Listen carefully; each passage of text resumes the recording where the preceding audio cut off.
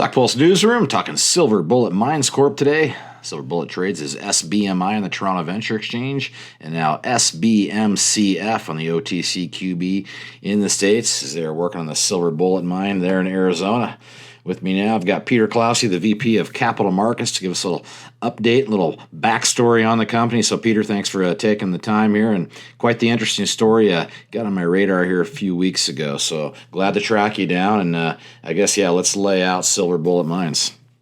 Name me another small company that's in production in the next 2 months. That's where we are. And not with one mine, but with two mines. Production means revenue. Revenue means cash flow. Cash flow means risk mitigation. I can't find another company out there. That's where we are. We're an overnight success, like your favorite rock band, 10 years in the making. This core group of people have been working this property since 2011. The timing was right to take it public. We started in April of 2020. We had to do a minimum $3 million raise. We wound up raising 6.2 on a well-structured financing and officially listed in December of 2021. Stock doubled. We did another quick financing because the panflation has been awful. Rebar and transportation costs have just been nuts. So we wanted to do a quick $500,000 raise. We wound up raising 2.7. So the treasury is well stocked. We have a very cheap board of directors, and I mean that in the best way possible. We're constantly slapping the crap out of the CEO. Why are you spending that? Why are you spending that? The CFO is fantastic. We have an experienced board. We have a really good team that likes each other. And you can tell we like each other by the amount we argue about the things that a board should be arguing about. What's the strategy? Why are we doing it that way? How about we do it this way? And at the end of every meeting, we have a group of friends who've worked together and they reach resolution and move on to implement that strategy.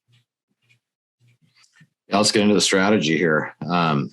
Silver market, gold silver market, kind of a little soft, I guess, a little volatile. Equities definitely soft. You guys working your tail off here, only a year in the making. Holy heck, lay out the 22 here. 22 is going to be great. So the order of operations is we're building a mill near Globe, Arizona. Globe, Arizona is like Winnemucca or Sudbury, Ontario. It exists to serve the mining community. We're building our own mill.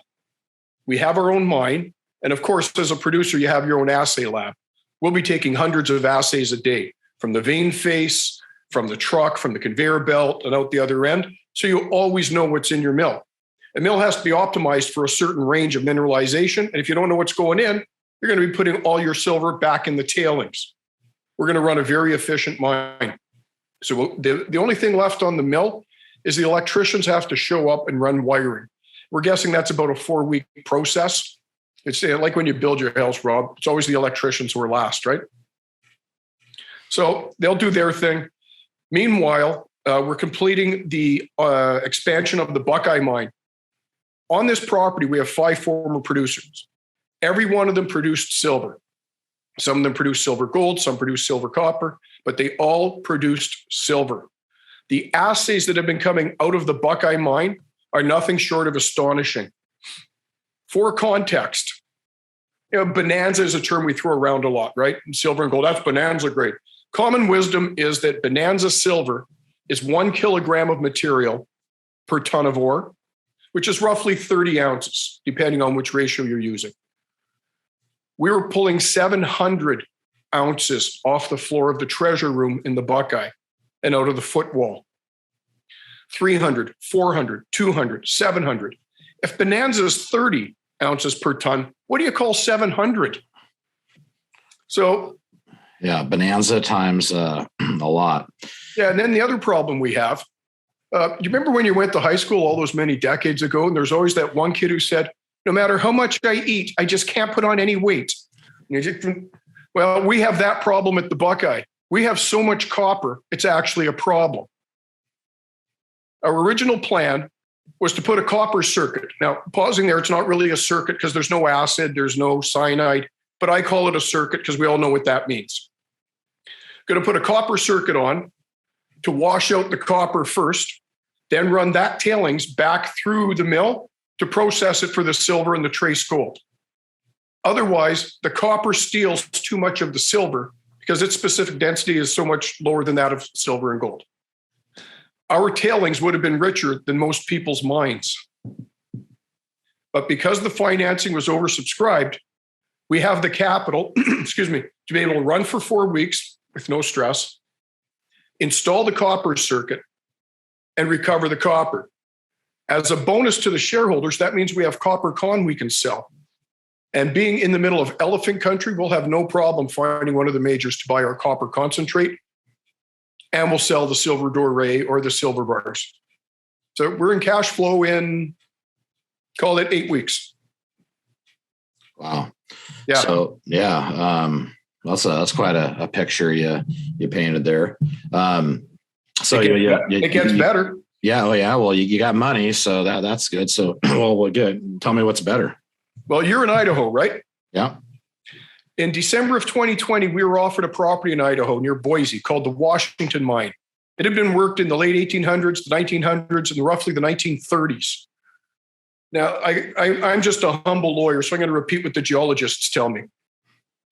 There's a gold vein and a silver vein system. They were laid down in two different geologic eras. That matters because a guy with an eye can go in and look at the rocks and say, that's gold, that's silver. And when silver is 70 cents an ounce, nobody wants it. So they chased the gold vein, and whenever they found silver, they either dumped it in the adits or the ore dump or something, or they blocked it off with meticulous mapping. Welcome to silver at $25 an ounce. We have maps that show exactly where the silver block is, with historical reports that predate 43-101. And these historical reports talk about 3 million ounces being in there, starting at 59 ounces a ton. Recall that Bonanza is commonly thought of as 30. When this was producing in the 1900s, they were direct shipping 200 ounce per ton ore on muleback direct to a smelter, I think in San Francisco. Might be further up the coast, but I'm not sure. But they put on muleback and direct ship, so no concentrate, no sorting, just direct shipping of ore. Do you know how high grade that is to be able to justify that expense? So we're going to put the Washington mine back into production. We're going to make sure it's safe. We're going to timber it up, put in the bolts and the netting that you do, because safety standards now are different than the 1930s, and go in and take out that blocked silver material. Our plan is to start with a 2,000 ton bulk sample. Now, if you're not in mining, 2,000 tons sounds like a lot. But the ships that we send to India full of iron ore carry 100,000 tons each. So 2,000 tons of ore, a mill will chew through that in 20 days. So contract miner, we're not going to use our resources. You contract that out. Haul it to the mill that's 3 hours away, have it custom milled, pick up your check. We figure that will happen sometime in July, August.